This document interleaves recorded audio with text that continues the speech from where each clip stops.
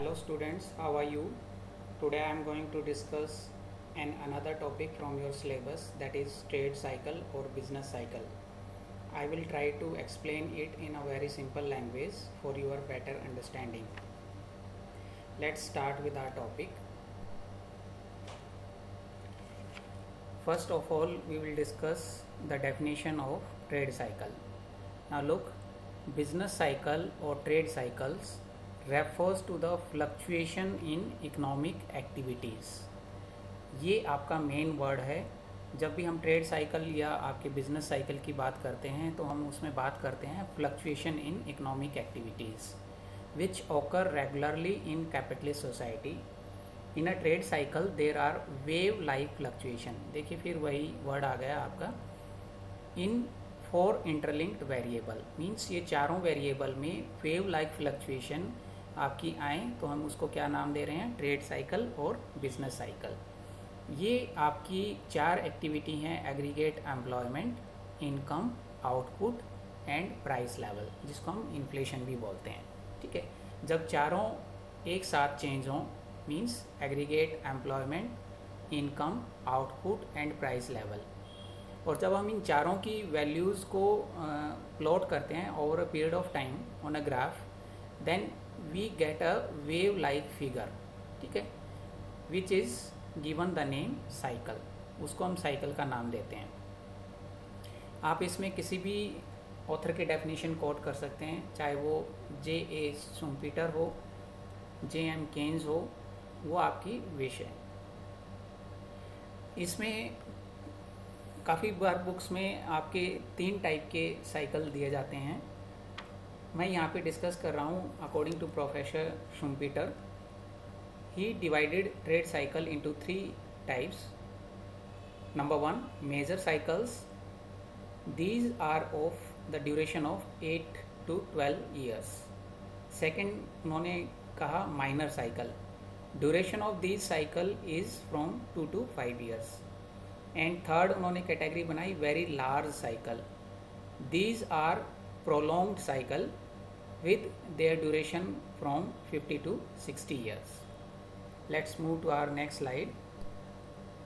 यहाँ पे हम बात करते हैं कैरेक्टरिस्टिक्स ऑफ बिजनेस साइकिल्स की. ये पढ़ने बहुत ज़रूरी हैं इस टॉपिक में, इससे आपको टॉपिक का और थोड़ा सा डेप्थ एनालिसिस होता है. Now just will discuss one by one. First one is business cycle are wave like fluctuations as we discuss in our previous slide. Number 2, these fluctuation are cyclical in nature. Means ये permanent नहीं है, ये आपकी changes होते रहेंगे. Third, the sequence of changes in business cycle recur frequently and fairly similar pattern. Fourth, the rhythm और the periodicity between the cycles are need not be similar. ऐसा नहीं है कि एक साइकिल 8 से 10 साल का आया है तो अगला साइकिल भी 8 से 10 साल का आएगा. वो डिपेंड करता है कि वो आपकी इंटरलिंक्ड एक्टिविटीज़ क्या हैं. Next, business cycle are a type of fluctuation found in aggregate economic activity. Means they are not related to a single firm or industry. एक फर्म या एक इंडस्ट्री में अप एंड डाउन हो सकते हैं. मान लो एक इंडस्ट्री स्पेसिफिक इंडस्ट्री में डाउन आते हैं तो हम ये नहीं कहेंगे इकोनॉमी में रिसेशन आ गया. मीन्स सभी एग्रीगेट इकोनॉमिक एक्टिविटीज़ में ये फ्लक्चुएशन आपकी होनी चाहिए. और let's move to next. There are 4 phases of business cycle. One is recovery, second is boom, third is recession, and fourth is depression. We will explain all these through a graph and through their characteristics. This is a main graph which you have to explain in exam. This line जो मैं अभी draw कर रहा हूँ आपके साथ, इसको हम बोलते हैं नॉर्मल ग्रोथ लाइन. ठीक है, ये कभी भी स्ट्रेट नहीं आती ओ एक्स एक्सिस के, ये हल्की सी अपवर्ड हम बनाते हैं. बहुत ज़्यादा 45 डिग्री एंगल पे भी नहीं बनानी है. हमने ओ एक्स एक्सिस पे हमने लिया है यहाँ पे फेजेस ऑफ बिजनेस साइकिल, और वाई ओ एक्सिस पे हम ले रहे हैं level of economic activity, growth rate आपका. देखिए हमने साइकिल आपका यहाँ से बनाया है, ये जो वाली स्टेज है इसको हम बोलते हैं रिकवरी स्टेज, जो ऊपर वाली स्टेज है इसको हम बोलते हैं बूम, फिर रिसेशन, और जो आपका ये वाला एरिया है इसको हम बोलते हैं डिप्रेशन। ये यहाँ पे आपका एक साइकिल कंप्लीट होगा। ऐसे ही आप यहाँ पे दूसरा साइकिल और आगे ऐसे ही आप तीसरा साइकिल बना सकते हो, वो डिपेंड करता है आप डायग्राम कैसा बनाते हो। बट ये सफिशिएंट है, 2 साइकिल आप जब बना देते हो। मीन्स फर्स्ट को आप एक बार नाम दोबारा याद कर लीजिए, हम बोलते हैं recovery, boom, recession and depression. Now let's discuss the various characteristics of these 4 phases. First one में देखिए मैंने यहाँ पे कुछ वर्ड रेड में आपके यहाँ पे डिनोट किए हैं, ये आपकी बेसिक कैरेक्टरिस्टिक्स हैं, ये कॉमन पॉइंट हैं, इनको लेके आप कोई भी यहाँ पे लाइनें डिस्कस कर सकते हैं एग्ज़ाम में। लाइक रिकवरी स्टेज में हम बात करते हैं rising prices of an asset. अब आपको यहाँ पे ध्यान रखना होगा कि जो हमने लास्ट में ग्राफ बनाया था, देखिए उसमें हमने डिस्कस किया था कि यहाँ पे आप देखो प्राइसेस क्या होंगे, यहाँ पे राइज होना स्टार्ट हो जाएंगे। किस स्टेज में? रिकवरी स्टेज में। इकोनॉमिक एक्टिविटीज़ इंक्रीज होंगी, there will be a slight improvement in economic activities, and employment level आपका क्या हो जाएगा? इंक्रीज होना स्टार्ट हो जाएगा। प्राइस एंड प्रॉफिट जो आपके हैं वो राइज होना स्टार्ट हो जाएंगे, वेजेस वो राइज होना स्टार्ट हो जाएंगी, बैंक क्रेडिट का एक्सपेंशन करेंगे, और बिजनेस इन्वेंट्रीज जो आपकी हैं वो राइज होना स्टार्ट हो जाएंगी। मींस राइजिंग, राइज, आपके इंक्रीज्ड, ये आपके ऐसे वर्ड्स हैं जो हम किस में यूज़ करते हैं? रिकवरी स्टेज में। फिर आप यहाँ पे प्राइस है, इकोनॉमिक एक्टिविटी है, आपकी इंडस्ट्रियल प्रोडक्शन है, एम्प्लॉयमेंट है, प्राइस प्रॉफिट है, वेजेस है, आपका क्रेडिट है, ये आपके कॉमन पॉइंट हैं। इनको लेके आप एक एक ट्रेड साइकिल की कैरेक्टरिस्टिक्स को डिफाइन कर सकते हैं। दूसरा हमने साइकिल यहाँ पे डिफाइन किया था आपका बूम। यहाँ पे देखिए बिजनेस आउटलुक क्या होगा बूम में? Extremely optimistic. There will be a high level of output. अब देखिए सेकंड पॉइंट से आप 4 आप पॉइंट भी बना सकते हैं।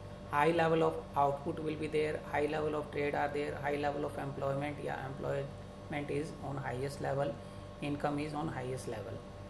High level of effective demand, large expansion, bank credit बहुत ज़्यादा से ज़्यादा वहाँ पे एक्सपेंड करेंगे। Rising trend in prices, profit and interest rate, इनको आप 3 पॉइंट भी बना सकते हैं। Stage of rapid expansion in business activities, and there will be a high stock and commodity prices. ये सभी वही सेम कॉमन पॉइंट हैं, बट हम बूम में यहाँ पे सेपरेटली डिस्कस करते हैं। तीसरी हमने यहाँ स्टेज डिस्कस की थी आपकी रिसेशन। ड्यूरिंग रिसेशन, अब ये 2 स्टेज के बाद देखना यहाँ पे आपकी कुछ चेंजेस करेंगे हम। Macroeconomic indicator vary in similar way, like हम यहाँ पे बात करते हैं production, employment, investment spending, capacity utilization, household income, business profit, inflation, they start falling या फॉल। देखिए यहाँ पे 1 2 3 4 5 6 7 8, आप ये 8 पॉइंट अलग अलग भी बना सकते हैं। Next, collapse of business firm creates panic during recession. Next, bank withdraw loan, prices fall and confidence is shaken. Boom में हाईएस्ट होता है, यहाँ पे वो डिफरेंट लेवल पे पहुँच जाता है। Construction activity slows down. Next जो हम स्टेज की बात करते हैं आपके, ये है आपकी depression. The phase of depression, economic activity at its low, wage, cost, price, आप तीनों की आप बात कर सकते हो अलग अलग। There is a massive unemployment leading to a fall in the aggregate income. It brings down the purchasing power of the community. General demand falls, ये कॉमन वर्ड वही है। स्पेकुलेटिव एक्टिविटी आर हार्डली, यहाँ पे speculation बहुत कम हो जाती है। Interest rate they are on low side. Now move to the next part. कई बार एग्ज़ाम में पूछा जाता है बिजनेस साइकिल के क्या है, उसके फेजेस कौन कौन से हैं, और कई बार एग्जामिनर अटैच कर देता है उसी क्वेश्चन के साथ कॉजेज ऑफ बिजनेस साइकिल और रिसेशन के आप स्पेसिफिक बताइए। ये सिंपल पॉइंट हैं, ज़्यादा एक्सप्लेन नहीं करूँगा मैं यहाँ पे, आप बार बार पढ़ते हो इनको।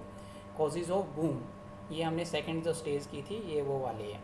इसमें देखिए बैंकिंग ऑपरेशन, वो है क्या आपकी एक्सपेंशन ऑफ बैंकिंग क्रेडिट की वजह से आपकी क्या रिस्पॉन्सिबल हैं ये आपके लिए बूम के लिए। चेंजेस इन प्रोपोर्शन और कैपिटल एंड कंज्यूमर गुड्स ज़्यादा अवेलेबल होंगी तो कंजम्पशन आपका ज़्यादा होगा वहाँ पे। परचेजिंग पावर चेंज होने की वजह से भी आपका एक मेन कॉज रहता है बूम की side. Profit mania of producer, they want to make more and more profit.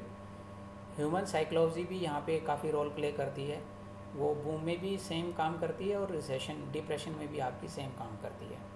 Cyclical changes in weather की वजह से शॉर्ट ट्रेड साइकिल आ सकते हैं।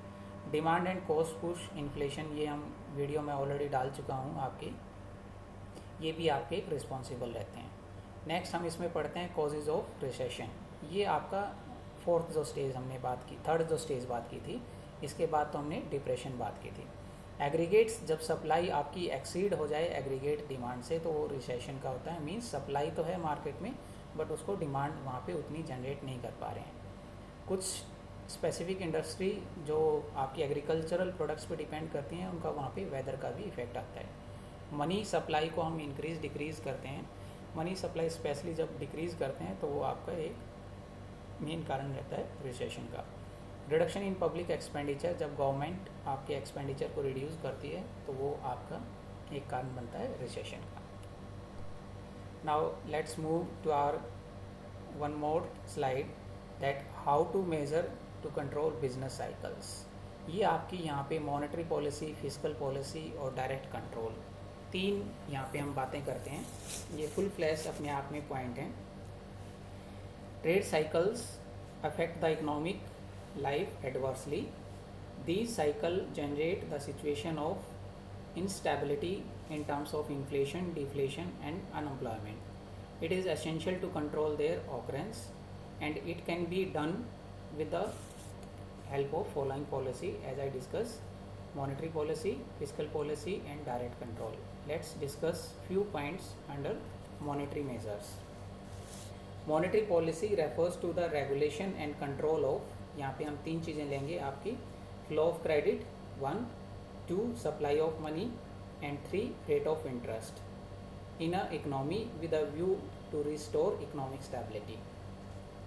Monetary instruments are used to stimulate the flow of credit as well as to surpasses it.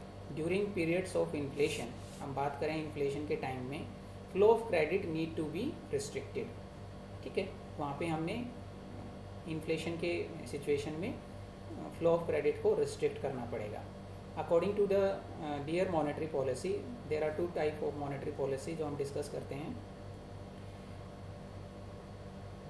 This aim to increase the rate of interest, selling the government securities in open market, raising the liquidity ratio as well as cash reserve ratio of the commercial bank, requirement of margin also raised. ये सभी points आपके किस में हम discuss करते हैं, monetary policy में.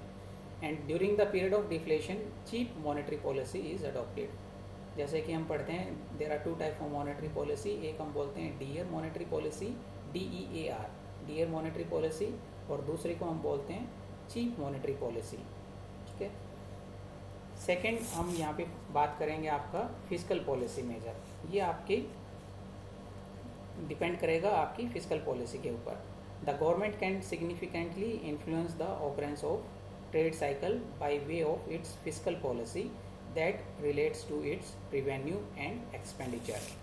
Fiscal instrument that control the occurrence of trade cycle are, हम यहाँ पे बात करेंगे 2-3 पॉइंट की. नंबर 1 हम उसमें डिस्कस करते हैं progressive taxation. It is a system of taxation in which rate of taxation increases with level of income. For example, during the depression, progressive taxation reduces the tax revenue of the state, raises the availability of purchasing power with the masses, that stimulates demand and business activity. Number 2, under this fiscal policy हम यहाँ पे discuss करते हैं unemployment insurance. During the period of expansion and boom, unemployment funds tends to increase. This is because during this period payment in terms of unemployment relief tends to reduce. Third, discretionary measures. These relates to policies of the government specifically designed to control cyclical changes in the system. Third, फिर हम यहाँ पे बात करते हैं direct control की. इसमें भी हम कुछ पॉइंट डिस्कस करते हैं. Direct control relate to the trade cycle. Number 1, price control that aim at fixation of the prices of essential commodity in the market. Number 2, quantity control. Under this quantity control, and we can say this quantity control relates to the distribution of goods through fair price show called rationing and licensing policy of the government. Third, wage control that aims at the regulation of wages during the period of inflation and deflation. Thank you for watching my video on this topic. I hope you understand this topic and the basic concept of it. Still you have some doubts or queries, you can ask in my comment box. I will reply all your queries as soon as possible. Thank you so much.